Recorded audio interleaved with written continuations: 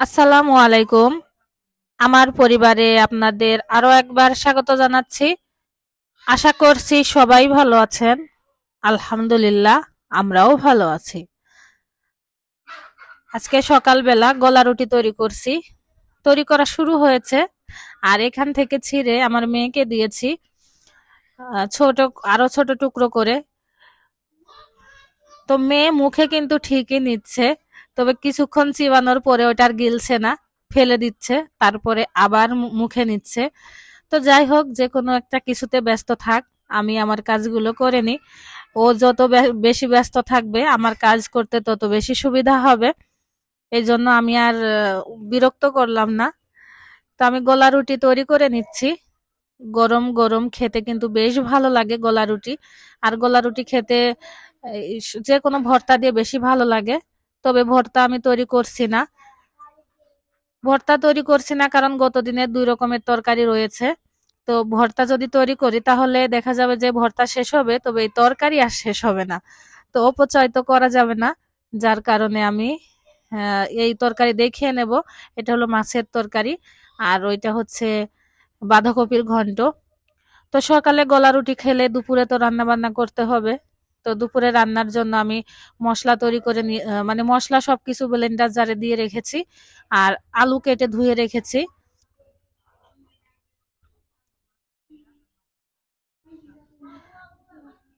ছোট মানুষ তো কিছুক্ষণ ব্যস্ত থাকলেও পরক্ষণে কিন্তু আবার একটু উত্তেজিত হয়ে যায়, চিল্লাচিল্লি করে বা কখনো কখনো কান্নাকাটি করে। তো সেরকমই। তো আমি আবার ওর সাথে মাঝে মাঝে গল্প করছি, না হলে বসে থাকতে চাচ্ছে না। তো আমি যখন ওর সাথে গল্প করছি তখন বেশ শান্তশিষ্ট ভাবে বসে আছে। যখনই পিছন ঘুরে আমি আমার কাজ করছি তখনই একটুখানি কান্না করছে।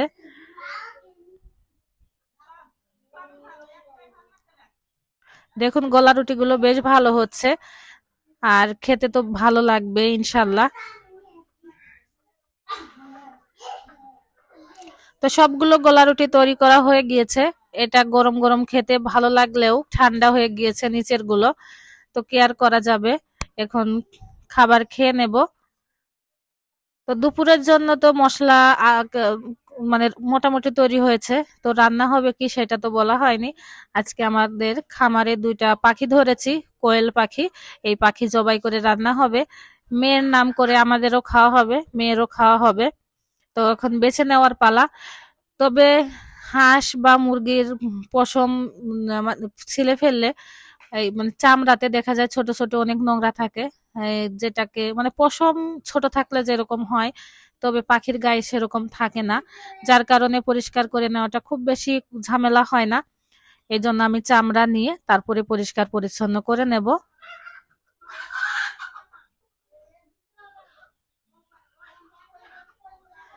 মনে হচ্ছে একেবারে বিদ্যুৎ গতিতে পরিষ্কার হয়ে যাচ্ছে। আসলে এমনটা যদি সব কাজকর্মেই হতো কতই না ভালো হতো আমাদের, যারা আমরা গৃহিণী। তো আসলে এইভাবে তো আর হয় না। তো দুটোই পরিষ্কার পরিচ্ছন্ন করে নেব। এখনো পর্যন্ত আমার চ্যানেলটি যারা সাবস্ক্রাইব করেননি, প্লিজ আমার চ্যানেলটি সাবস্ক্রাইব করে আমার সাথেই থাকবেন। আর যারা অলরেডি সাবস্ক্রাইব করেছেন তাদেরকে অসংখ্য ধন্যবাদ। নিজের খামারের পাখি বা মুরগি হাঁস যেটাই হোক, যার যেটা আছে সেটা কিন্তু যদি মানে খাবার উপযোগী হয়, খাওয়া যায়, তাহলে কিন্তু ভালো তো লাগেই। তারপরে বাজার খরচও কিছুটা কমে যায়, শান্তিও লাগে। তো আমাদের পাখির সংখ্যা মোটামুটি এখন একটু বেশি, তবে খাওয়ার মতো অত বেশি হয়নি, তবুও ২টা জবাই করা হলো।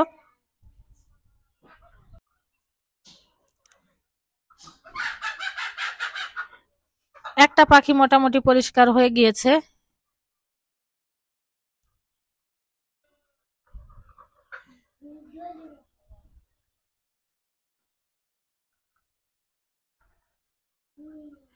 এবার দ্বিতীয় পাখিটা পরিষ্কার করে নেব।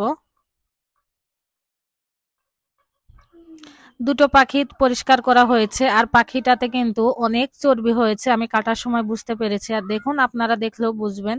আর দেখতে বেশ মোটাসোটা, মানে অনেক খাবার খাওয়ানো হয়, যার কারণে পাখি ২টার স্বাস্থ্য মাশাআল্লাহ অনেক ভালো।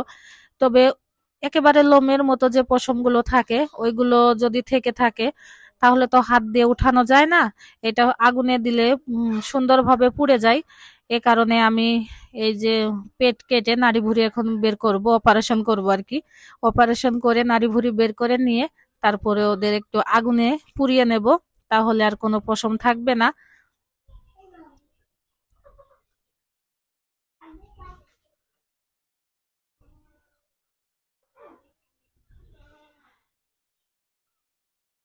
তো অপারেশন সাকসেসফুল, এবার এসেছি ওর পশম গুলো শেষ করে দিতে। তো এখন গ্যাসের চুলাই একটু ঘুরিয়ে নিলেই হবে, খুব একটা নোংরা নাই। আর দেখুন সুন্দরভাবে পরিষ্কার পরিচ্ছন্ন করে নিলাম।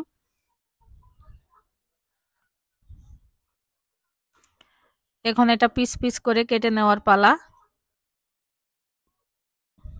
সকালে যদি আমি অন্য রকমের মানে খাবার তৈরি করি ভাত বাদে, তাহলে দুপুরে আবার রান্না করতে হয়, যেটা আসলে বেশি কষ্ট হয়ে যায়। তো সব সময় তো আর আসলে একরকম হয় না। তো কখনো কখনো আলাদা রকম হয়। এদিকে আমি মাংস কেটে ধুয়ে নিয়ে এসেছি, এবার রান্না করে নেব। আর দুইটা পাখির মাংস খুব একটা কম হয়নি, দেখুন বেশ ভালোই হয়েছে। তো গরম তেলে মশলা ভালোভাবে কষিয়ে নেব। আমরা রেগুলার যে মাংস রান্না করি যেভাবে, এটাও সেভাবেই রান্না করে নেব।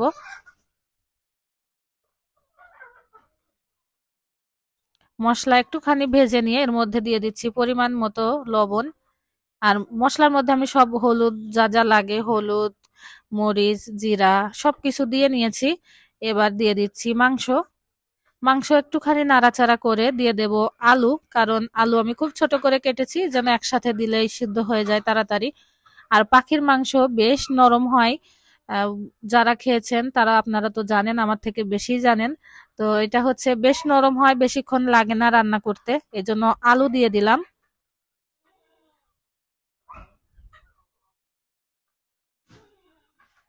মশলা, মাংস, আলু ভালোভাবে নেড়েচেড়ে নিচ্ছি যেন সবকিছু মিশিয়ে যায় খুব ভালো করে।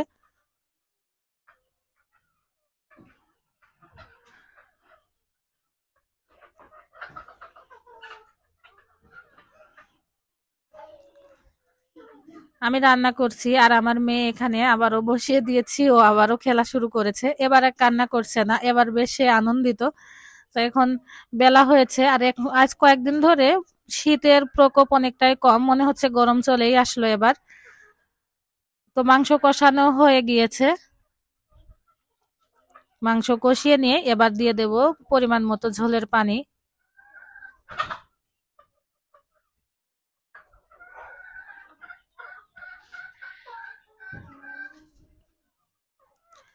রান্না বান্না শেষ মোটামুটি।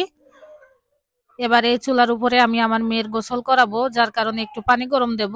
আর বেশি দিন হয়তো বা পানি গরম করতে হবে না, আবহাওয়া এমনি গরম হয়ে যাবে। তো এখন পানি গরম দিয়ে নিলাম, আর এই হচ্ছে আমার তরকারির ফাইনাল লুক। আর নতুন আলু যে এখন পাওয়া যায়, খেতে বেশ ভালো লাগে, ভর্তা করে খেতে তো আরো ভালো লাগে।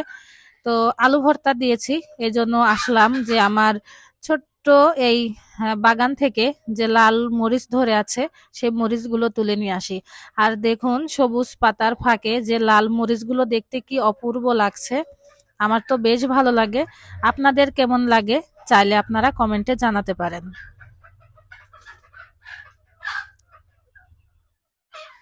বেশ অনেকগুলো মরিচই পেকেছে, আর কাঁচা মরিচগুলো তুলছি না, শুধু পেকে যাওয়া মরিচগুলো তুলে নেব।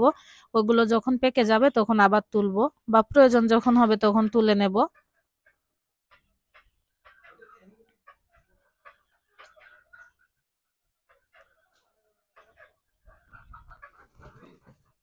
দেখুন কি সুন্দর রং।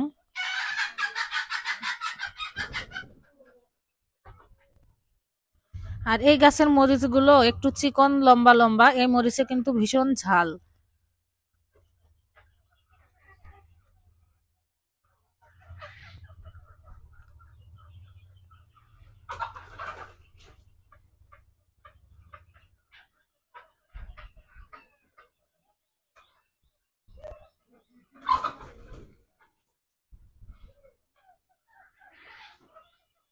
একটা প্লেট নিয়েছি, প্লেটের উপরে মরিচগুলো রেখে দিলাম।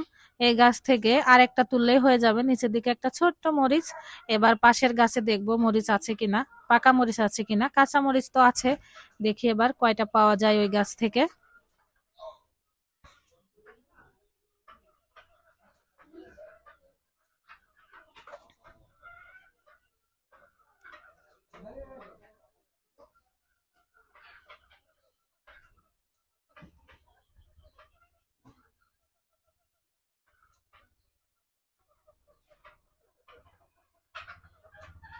আমার এই গাছের মরিচগুলো দেখুন একটু বড় আর একটু মোটা, কিন্তু এই গাছ থেকে আগের গাছের মরিচের ঝাল বেশি।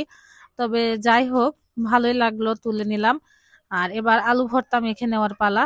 তো আমি আলু ভর্তার জন্য পেঁয়াজ কেটে নিয়েছি।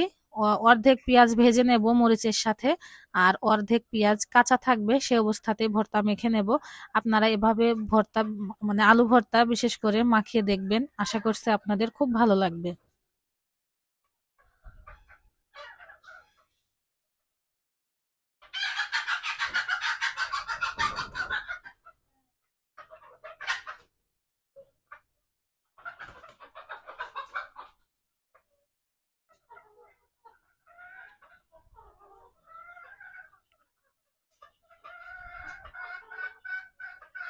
আলু আর কোয়েল পাখির মাংস, এই হচ্ছে আজকে আমাদের দুপুরের খাবার। আজকের ভিডিওটি এ পর্যন্তই। আপনারা ভালো থাকবেন, সুস্থ থাকবেন, সাবধানে থাকবেন। আমার পরিবারের জন্য দোয়া করবেন। আসসালামু আলাইকুম।